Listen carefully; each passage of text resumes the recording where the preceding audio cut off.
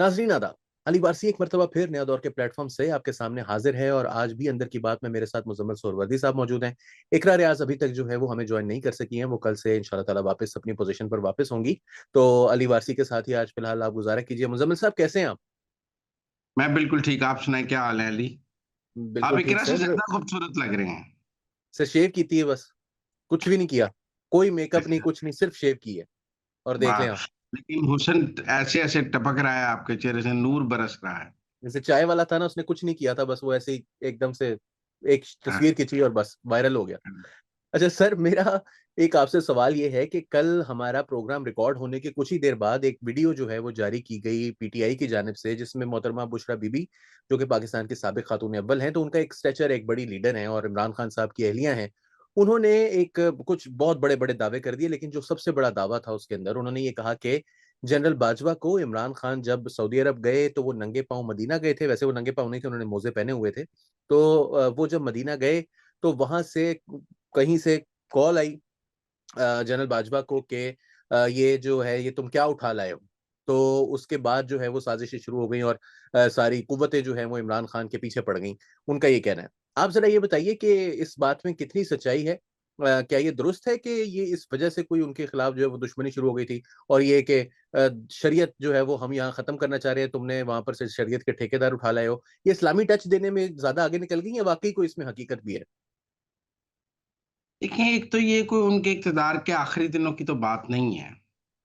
ये तो इक़्तिदार के शुरू के दिनों की बात है जो वो कह रहे हैं। उसके बाद साढ़े 3 साल वो रहे हैं बरसर इक़्तिदार। मेरा मतलब है एक पूरा यौवन उनकी वज़ारत-ए-उज़्मा का रहा है। ये नंगे पाँव तो वो बिल्कुल शुरू वाली बात है, अभी वो गए हैं, तो उसके बाद जो पूरे साढ़े 3 साल हैं, वो किस खाते में है, मेरी बात आप समझें। यहाँ तो हुँ, उन्होंने नंगे पाँव जाने के 15 दिन बाद, महीने बाद उनकी छुट्टी हो गई हो, तो हम कहें जी नंगे पाँव जाने की वजह से आर्मी चीफ ने उनकी छुट्टी करा दी। उसके बाद आपने एक पूरी इनिंग खेली है साढ़े 3 पौने 4 साल की। पूरे पाकिस्तान को उल्ट न तहस-नहस कर दिया है। तो मेरा मतलब है ये तो मेरा मतलब है ऐसे ही है जैसे कोई मैट्रिक में फ़ेल हो जाए और वो कहे कि टीचर ने मुझे इसलिए फेल किया है कि मैंने क्लास 1 में टीचर के साथ बदतमीज़ी की थी।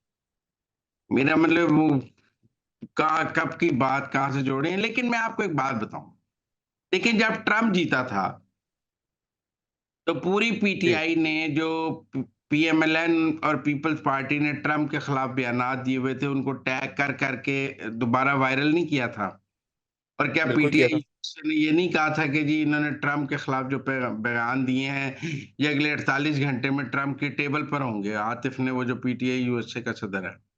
तो अगर जी, जी, आज ऐसे ही है। इन्होंने मोहम्मद बिन सलमान के खिलाफ कोई बयान दे दिया है और पीएमएलएन ने उसको टैग करके वायरल कर लिया है और वो उसको मोहम्मद बिन सलमान की टेबल पे पहुँचा रही है, तो पीटीआई को माइंड तो नहीं करना चाहिए। मतलब कल आप ट्रम्प के खिलाफ जो एहसन इकबाल के, ख्वाजा आसिफ के, बिलावल की स्टेटमेंट्स थी, आप वो सारी जो है वो पहुँचा नहीं रहे थे ट्रम्प तक, तो उन्होंने भी पहुँचा दी मोहम्मद बिन सलमान तक। तो फिर ये तो मेरा मतलब आप कर सकते हैं तो वो नहीं कर सकते, ये कौन-सी ऐसी बात है? दूसरा मैं समझता हूँ कि पीटीआई के अंदर मोहम्मद बिन सलमान के हवाले से कोई गुड जेस्चर्स मौजूद नहीं है इमरान खान। आप समझिए कि जो मलेशिया में कॉन्फ्रेंस हुई, जिसकी खसूसी इजाज़त लेने इमरान खान सऊदी अरब भी गए मोहम्मद बिन सलमान के पास कि मुझे इजाज़त दे दें, तो मोहम्मद बिन सलमान ने उसको इजाज़त नहीं दी मलेशिया जाने की। आपको याद है? और जी, न्यूयॉर्क बिल्कुल से याद है। जहाज़ भी वापस मँगाया। और मेरा मतलब है कि काफ़ी उन्होंने उनके साथ मतलब वो वहाँ पे एक जो तलख़ी और सर्द-मैरी है, वो ताल्लुकात में आ गई और आप इससे पहले समझें शेर अफ़ज़ल मरवत ने भी ऐसा एक बयान दिया। मैं समझता हूँ कि कहीं न कहीं जिस तरह डोनाल्ड मोहम्मद बिन सलमान भी इमरान खान के ज़हन में एक डोनाल्ड लू है, लेकिन वो इससे डरते हैं मोहम्मद बिन सलमान से ना उसका नाम लेते हुए, क्योंकि उनको पता है कि सऊदी अरब के जो है वो सीआईए की एस्टेब्लिशमेंट के साथ है। और अब इस वक़्त तो देखें ना जी ट्रम्प और मोहम्मद बिन सलमान एक हैं। अगर आपने ट्रम्प से कुछ कराना है और मोहम्मद बिन सलमान से लड़ना है तो फिर तो आपका कुछ नहीं हो सकता। लेकिन सर मेरे आप ख्याल कह रहे हैं कि उनके साथ ताल्लुकात अच्छे नहीं में हैं। बुशरा बीबी से ब्लंडर हो गया है, कुछ नहीं हुआ। एक हाँ, ब्लंडर हो गया है, एक बात उनके जो ड्राइंग रूम्स में उनके साथ डिस्कस होती थी, जो उनकी हुँ, ड्राइंग रूम कॉन्स्पिरेसी थ्योरी थी, वो उन्होंने तकरीर में कह दी। एक पॉलिटिकल ब्लंडर हो गया है, इससे ज़्यादा कुछ नहीं। देखिए, ना इमरान खान उसको ओन कर रहा है, ना पीटीआई उसको ओन कर रही है। सब फायर फाइटिंग में लगे हुए हैं। आप समझिए चवल बज गई है। अब चूँकि चवल एक ऐसी जगह से बजी है कि उसको आप शट अप कॉल नहीं दे सकते। कहते हैं घर का लाडला बच्चा चवल मार दे तो फिर उसको गालियाँ तो नहीं दी जा सकती। शेर अफ़ज़ल मरवत ने चवल मारी थी, आपने शोकॉज़ दे दिया था, पर आप बुशरा को तो शोकॉज़ नहीं दे सकते ना। तो मेरा मतलब है, इसलिए अब सिंपल बात है कि चवल बज गई है। उस चवल सर वो को क्या कवर करने के लिए पूरी पूरी तहरीक-ए-इंसाफ जो है, वो लगी हुई है, पर मेरा ख़्याल है चवल वाह-वाह बज गई है और ये कवर नहीं होगी। और इसका कुछ हो नहीं सकता वो कहते हैं ना वो किशोर का गाना है ना कि मंझधार में नैया डूबे तो माझी पार लगाए, माझी जो नाव डुबोए उसे कौन बचाए। तो अब यहाँ पर माझी ने नाव डुबो दी है, लेकिन एक सवाल है आपसे, आपने ये कहा हुँ। कि उनके ताल्लुकात बड़े खराब हैं, मगर फैसल चौधरी साहब जो हैं, वो तो ये कह रहे हैं कि जब इमरान खान को गोली लगी थी तो वो एमबीएस का उनको फ़ोन आया था, कोई आया था इस तरह का फ़ोन? देखिए, मैं नहीं समझता कोई डायरेक्ट एमबीएस ने फ़ोन उठाया होगा और इमरान खान को फ़ोन कर दिया होगा कि भाई आपको गोली लग गई है, बताएँ मेरे लायक कोई खिदमत है, ऐसी बात नहीं है। यूजुअली जब ऐसा हो तो फिर सफ़ारत जो सफ़ीर हैं, वो अपने डिप्लोमेसी के तहत इयादत के लिए जाते हैं। आपको पता है, अगर मेरा मतलब है कि एक्स प्राइम मिनिस्टर को, तो वो सऊदी सफ़ीर जब इमरान खान की इयादत के लिए आए होंगे या उनकी कोई टेलीफ़ोन पर बात हुई होगी या उनसे कोई मैसेज एक्सचेंज किया हुआ होगा, तो सऊदी सफ़ीर ने कह दिया होगा कि एमबीएस भी आपका पूछ रहे थे और वो भी आपकी खैरियत दरियाफ़्त कर रहे थे। वो तो हो सकता है, पर मुझे नहीं याद पड़ता। मैंने आज सारी पुरानी खबरें भी टटोली जब वज़ीराबाद को हुआ उसके बाद, कहीं ये रिपोर्ट नहीं हुआ कि एमबीएस की कॉल आई इमरान खान हुँ, को गोली लगने के बाद। आपको पता है वो सही। गोली लगने का जो वाक़या था, वो भी एक रिलीजियस फैनेटिज़्म के बारे में उसको जोड़ा गया था जी, और जी, जी। उसकी भी वीडियोज़ आ रही थी। वो कह रहे थे खान साहब जो हैं वो तौहीन रिसालत करते हैं, इसलिए मैंने गोली मारी है। वो बंदे का भी आज तक पता नहीं लगा। लेकिन टेक्निकल बात ये है कि मुझे नहीं लगता कि कोई ये जो कह रहे हैं ना, ये ऐसा ही हुआ होगा कि जब खैरियत दरियाफ़्त की होगी सऊदी सफ़ीर ने, तो उसने मोहम्मद बिन सलमान की तरफ से भी खैरियत दरियाफ़्त कर ली होगी और कुछ नहीं।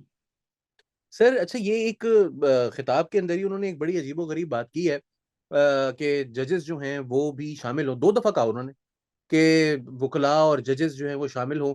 अब ये भी आप कहेंगे ब्लंडर है या ये वो वाक़ई वो समझती हैं कि भई कुछ जज ऐसे हैं जो कि शामिल हो सकते हैं कल एहतजाज में? नहीं, उनकी तो ख़्वाहिश होगी कि मंसूर अली शाह, अतर मनिल्ला, मुनीब अख्तर इस एहतजाज में 26वीं तरमीम के खिलाफ जो है, वो डी चौक पे उनके साथ 8 जज जो हैं, वो खड़े हों। मतलब पीटीआई हुँ, की तो ख़्वाहिश होगी कि जो इस मुल्क की जुडिशरी है, उसकी नुमाइंदगी उसके एहतजाज में मौजूद हो। आपको हुँ, याद हुँ। है इफ्तिखार चौधरी साहब के जब जलसे थे अदलिया बहाली के, तो उसमें सिटिंग जजेस शरीक हो जाते थे। जी, जी, जब बिल्कुल, बिल्कुल। हाई कोर्ट के 17 जज शरीक हो गए, फिर बलूचिस्तान हाई कोर्ट के सारे जज शरीक हो गए। तो आप मेरी बात समझिए ना, तो सिटिंग जुडिशरी की माज़ी की एक मिसाल मौजूद है कि वो जुडिशरी के मामले पर एहतजाज में शरीक हुई है। सिटिंग हुँ, जजेस शरीक हुए हैं। मेरे ख़्याल जी, में पीटीआई ये चाहती ज़रूर है कि मेरा मतलब है कि अब मंसूर अली शाह, मुनीब अख्तर, अतर मनिल्ला और वो जो सारे हैं आयशा मलिक और शाहिद वहीद और ये जितने ईमानदार जजेस हैं या हम ख़्याल जजेस हैं, ये भी डी चौक पे आ जाएँ और ये भी साथ एहतजाज करें। इनके साथ high court, Peshawar high court, Lahore high court, सब हाई कोर्ट्स के जजेस भी आ जाएँ और जजेस भी ने भी प्ले कार्ड उठाए हों 26वीं आईनी तरमीम के खिलाफ। तो ये कोई बुरा डिज़ाइन नहीं है। या उनके ये बीवी-बच्चे कम से कम, या उनके बीवी-बच्चे आ जाएँ। नहीं, बीवी-बच्चों के आने का वो इम्पैक्ट नहीं है जो उनके अपने आने का है। हुँ, सही। ठीक है ना? तो वो उनको पुकार रही हैं, वो तो दिल से पुकार रही हैं, तो ये कोई बुरी बात तो नहीं है। पहले आपने जजों से खत लिखाए हैं, वो खत भी तो आपने अपने पॉलिटिकल नैरेटिव के लिए लिखाए हैं। काफ़ी सहूलतकारी उन्हें अदलिया से मिली है, लेकिन अब वो एंड नहीं हो सका, तो हम उसका क्या कर सकते हैं? अच्छा मुझे ये बताएँ कि सऊदी अरब इसका किस तरह से रिएक्ट करेगा इस पे? कोई वो मतलब अगर वो सवाल पूछेगा तो क्या कहेंगे उनको कि वो जिन आ गया था, क्या हुआ था? सऊदी अरब कोई अच्छी तरह रिएक्ट नहीं करेगा। हुँ, मोनार्की है, डेमोक्रेसी तो है नहीं। हुँ, पहली बात है ये सुनिए, अरबों का कीना जो है वो हम सबको पता है, ठीक है ना? हुँ। उन्होंने पसंद तो नहीं किया होगा। क्या आपके ख़्याल में बिल्कुल। ये तकरीर उन्होंने पसंद की होगी? नहीं, उनकी नहीं बहुत पहली उसको रिज़र्वेशन है, तो मेरे ख़्याल में ये मैंने कहा चवल बच गई है, आप समझ नहीं रहे, ब्लंडर हो गया है, फायर फाइटिंग की जा रही है, किसी तरह कम आग लगे इसकी कोशिश की जा रही है और हुकूमत कोशिश कर रही है पूरा पापड़ मच जाए, कोई रह हुँ। ना जाए जिसको पता ना हो। ठीक है ना हाँ, कि प्राइम उन्होंने ये मिनिस्टर ने स्टेटमेंट दे दी है कि ये बड़ा गैर मुतआत रवैया है, इस तो तरह भाई करके उन्होंने मैंने बात आपको की। कहा कल जब ट्रम्प जीता था, तो जो ट्रम्प के खिलाफ स्टेटमेंट्स थी वो पीटीआई वाले वायरल नहीं कर रहे थे। हुँ, तो हुँ, एक हुँ, स्टेटमेंट क्यों ना वायरल की जाए? सिर्फ उनको हक है वायरल करने का, इनको हक नहीं है। ये गूंगे हुँ, शुक्र करो कर रहे हैं। हमें तो इनसे गिला ही है कि जवाब में रिएक्ट नहीं करते, तो शुक्र करो कर रहे हैं। इनको हुँ। इतनी समझ है कि स्टेटमेंट को वायरल करना है। मेरे ख्याल में सऊदी एम्बेसडर तक, सऊदी फॉरेन ऑफिस तक, सऊदी फॉरेन मिनिस्टर तक, एमबीएस तक बात पहुंच गई होगी और ऐसी तो कोई बात नहीं है। सही।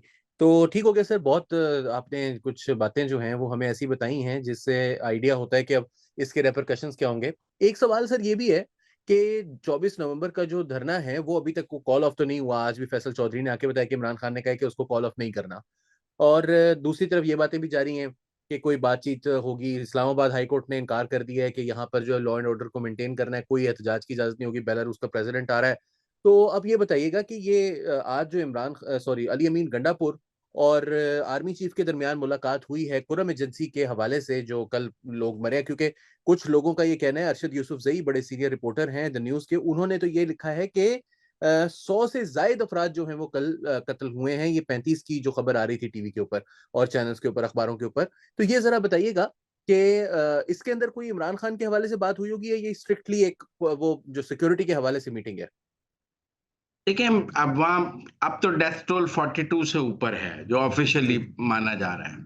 हुँ, और आज वहाँ पर बहुत बुरी सूरत-ए-हाल थी, सिक्योरिटी चेक पोस्ट को आग लगाई गई, सिक्योरिटी इदारों पे लोग एहतजाज कर रहे थे, हमले कर रहे थे और वहाँ पर एक शिया-सुन्नी फ़साद की भी कैफ़ियत थी और लॉ एंड ऑर्डर का भी इश्यू था। तो ऐसे में आर्मी चीफ पेशावर चले गए। अब बात यही कल का वाक़या है और केपी गवर्नमेंट के मुँह से तो मज़म्मत के अल्फ़ाज़ भी नहीं निकले। जी, उनमें जी। से तो कोई नहीं कोई उ उसका ओनस लेने के लिए तैयार नहीं था, मज़म्मत करने के लिए तैयार नहीं था। कोई बैरिस्टर सैफ ने उसके ऊपर प्रेस कॉन्फ्रेंस नहीं की, कोई चीफ मिनिस्टर ने लॉ एंड ऑर्डर का इजलास नहीं बुलाया। वैसे तो आप देखें ना, ये सब कहते हैं कि केपी में किसी फौजी ऑपरेशन की ज़रूरत नहीं है। केपी में किसी करारदाद भी पास करती हैं, तो ऐसी सूरत-ए-हाल में फिर सिविल एडमिनिस्ट्रेशन नज़र भी नहीं आती है।